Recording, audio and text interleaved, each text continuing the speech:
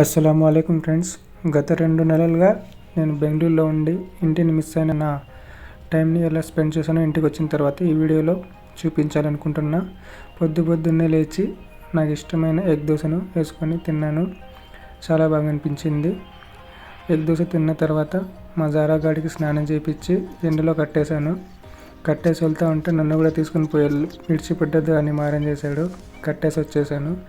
తర్వాత లంచ్ టైంకి బిర్యానీ చేసుకున్నా. చాలా రోజుల తర్వాత నా చేతి బిర్యానీ చాలా బాగా వచ్చింది. తర్వాత జారా గాడిని తీసుకొచ్చా కిందికి తీసుకొచ్చి నా ఒళ్ళో కొద్దిసేపు పడుకోబెట్టుకున్న తర్వాత లంచ్ తినేసి బిర్యానీ మొత్తం ఆగించేసాను బాగా. మళ్ళీ నా ఇష్టమైన ప్లాంట్స్ మా ఫ్రెండ్స్ ఇంటి దగ్గర నుంచి తెచ్చుకున్నాను.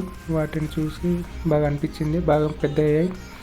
తర్వాత పిండి వంటలు స్టార్ట్ చేశాను. మరుసటి రోజు సెకండ్ రోజు వచ్చి ఇది అరిసెలు చేశాను అన్నమాట. నాకు ఇష్టము చాలా అరిసెలు, నా చేత్తో చేసుకుని బాగా అనిపిస్తాయి నాకు. మళ్ళీ మూడో రోజు హల్వా పూరీలు చేసుకున్నాను.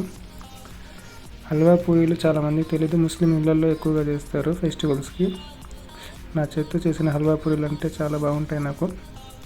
దాంట్లో తినడానికి పాయసాన్ని చేసుకున్న బొంబాయి రవ్వ పాయసాన్ని.